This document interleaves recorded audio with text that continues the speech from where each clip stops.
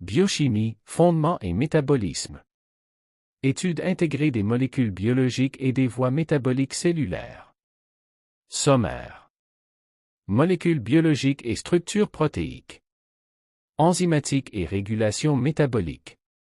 Voies cataboliques, glycolyse et cycle Krebs. Métabolisme lipidique et gluconéogenèse. Applications cliniques et homéostasie. Biochimie, fondement. La biochimie est l'étude scientifique des réactions chimiques qui se produisent au sein des organismes vivants, explorant comment les molécules organiques, composées à base de carbone essentiel à la vie, interagissent et se transforment pour réguler les processus vitaux à l'échelle moléculaire.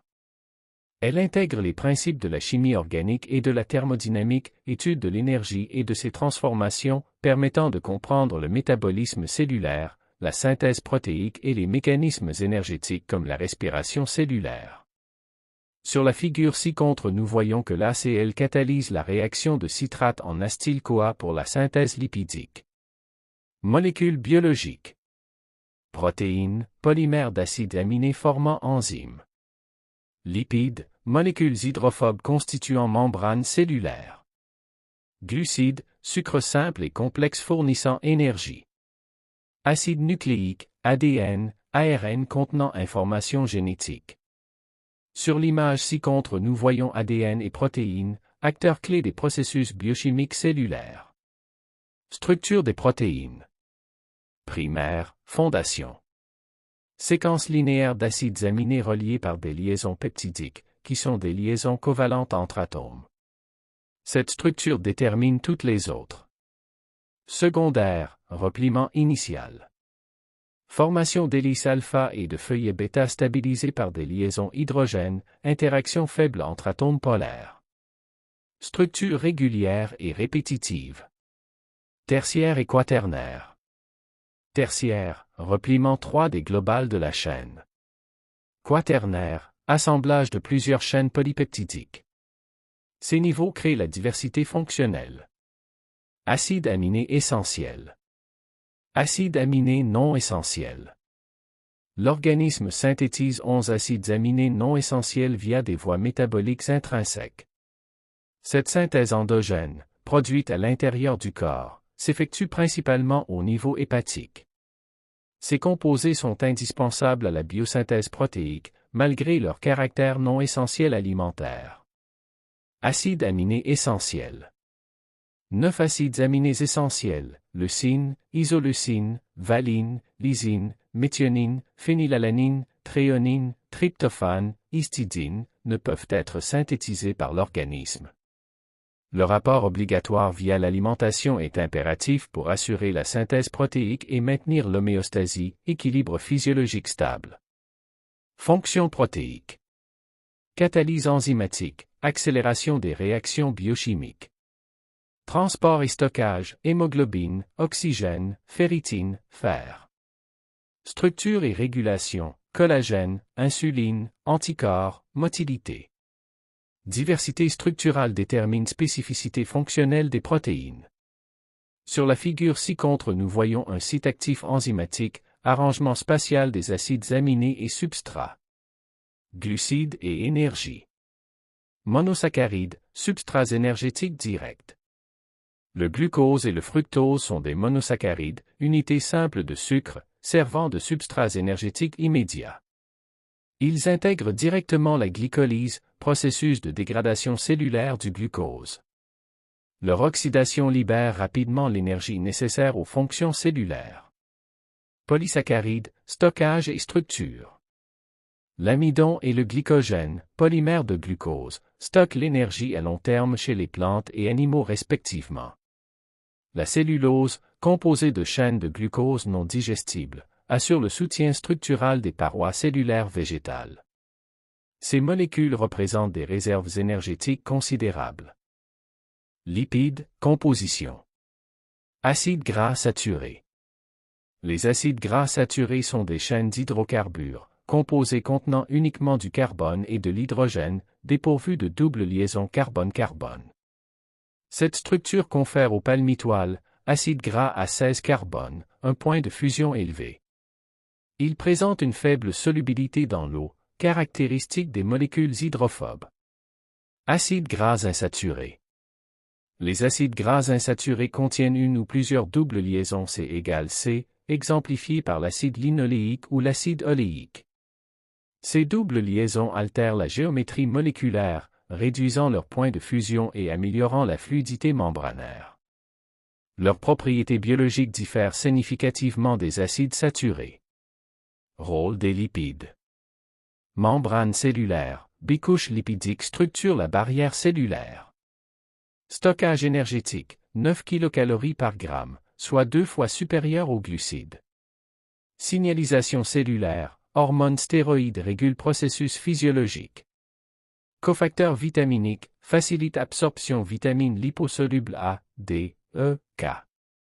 Ci-contre le schéma d'une bicouche lipidique, composant essentiel des membranes cellulaires.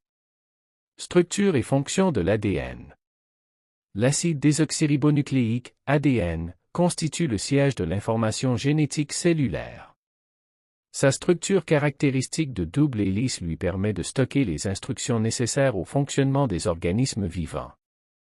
La complémentarité des bases azotées, adénine-thymine et guanine-cytosine, assure la réplication fidèle et la stabilité génétique. L'ARN, expression et régulation génétique. L'acide ribonucléique, ARN, joue un rôle central dans l'expression génétique, conversion de l'information génétique en protéines. 3 formes fonctionnelles coexistent. L'ARN transporte les instructions protéiques, l'ARNT apporte les acides aminés et l'ARNRN compose les ribosomes, structure catalytique de la synthèse protéique. Métabolisme, perspective globale. Catabolisme, libération d'énergie. Le catabolisme dégrade les molécules nutritives complexes en composants simples, libérant l'énergie stockée sous forme d'ATP, adénosine triphosphate, molécule énergétique cellulaire.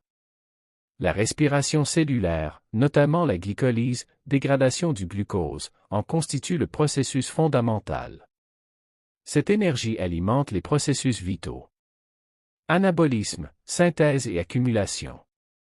L'anabolisme synthétise les macromolécules complexes, protéines, lipides, acides nucléiques, à partir de précurseurs simples, consommant l'ATP libéré par le catabolisme. La gluconéogenèse, synthèse du glucose à partir de non-glucides, exemplifie ces réactions constructives. Anabolisme et catabolisme fonctionnent en régulation coordonnée. Enzymes et catalyse. Les enzymes sont des catalyseurs biologiques qui accélèrent les réactions métaboliques sans être consommées. Elles réduisent l'énergie d'activation, l'énergie minimale requise pour initier une réaction, permettant aux processus vitaux de s'effectuer aux conditions physiologiques corporelles. Ce mécanisme repose sur la formation d'un complexe enzyme-substrat et la stabilisation de l'état de transition.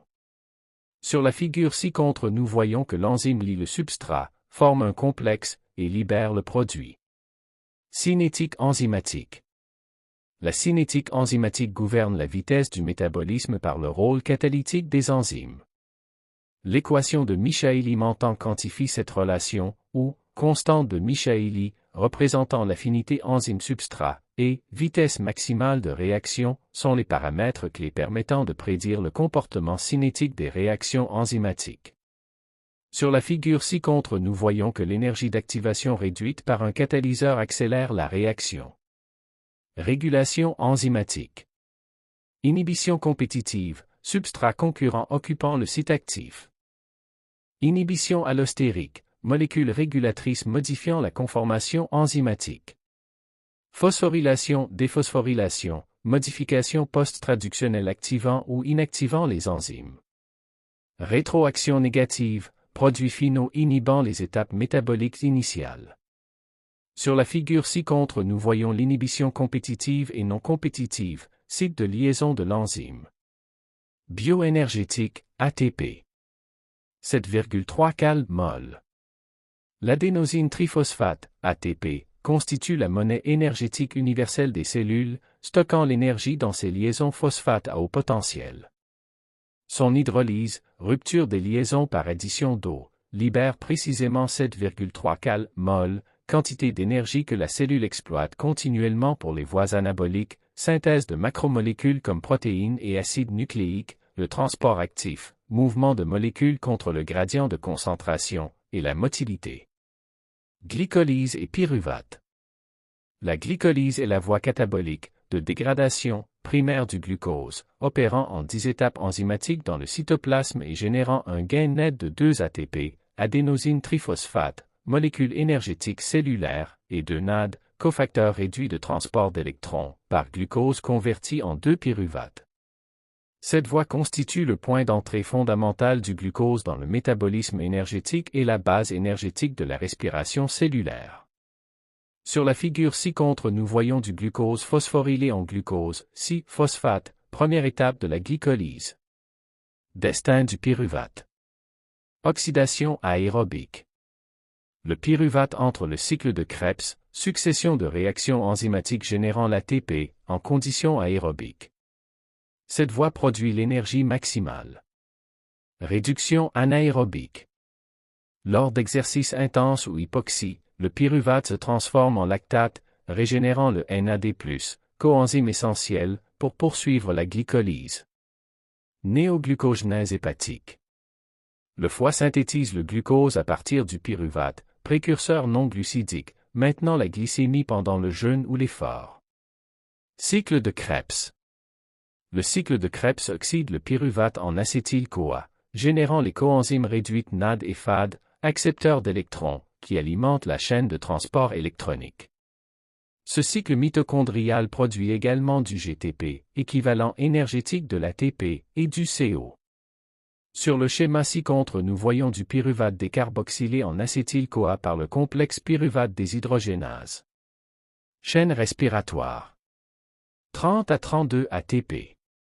La chaîne de transport électronique, aussi appelée chaîne respiratoire, complète le cycle de Krebs en utilisant les électrons des molécules réductrices NAD et FAD pour générer un gradient de protons mitochondrial, c'est-à-dire une différence de concentration en protons entre la matrice et l'espace intermembranaire. Ce gradient protonique actionne l'ATP synthase, enzyme catalysant la synthèse d'ATP, permettant la production de 30 à 32 molécules d'ATP par glucose complètement oxydé, rendement qui varie selon l'efficacité du découplage oxydatif, dissipation thermique de ce gradient. Bêta-oxydation. La bêta-oxydation est le processus mitochondrial de dégradation des acides gras, où 2 carbones sont séquentiellement libérés à chaque cycle, générant de l'acétyl-CoA, molécule centrale du métabolisme énergétique, et des coenzymes réduites NAD et FAD, transporteurs d'électrons utilisés dans la production d'ATP. Un acide gras de 16 carbones produit 129 ATP, révélant la supériorité énergétique des lipides comparés aux glucides. Les lipides fournissent plus que le double d'énergie par gramme. Sur le schéma ci-contre, nous voyons la décarboxylation oxydative du pyruvate, CoASH, NAD+ en acétyl-CoA. Gluconéogenèse. La gluconéogenèse synthétise le glucose à partir de précurseurs non glucidiques, pyruvate, acides aminés, glycérol, durant le jeûne ou l'exercice prolongé. Principalement hépatique, 90%. Elle consomme 6 ATP par glucose, investissement énergétique critique pour maintenir la glycémie cérébrale. Sur le schéma ci-contre, nous voyons du glucose, 6-phosphate cyclique, avec un groupement phosphate en C6. Métabolisme des acides aminés. La désaminaison libère le groupe amino des acides aminés, générant l'ammoniac, converti en urée au foie, et le squelette carboné transformable en pyruvate ou acétyl-CoA pour la production d'énergie. Les acides aminés glucogéniques produisent du glucose, tandis que les cétoniques génèrent des corps cétoniques via l'acétyl-CoA, complétant ainsi le catabolisme des glucides et lipides. Corps cétoniques.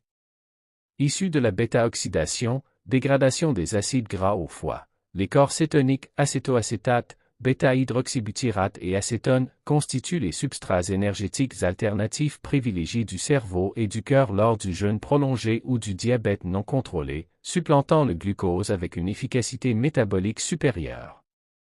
Sur le schéma ci-contre, nous voyons des réactions des cétones, transformation chimique illustrée en chimie organique.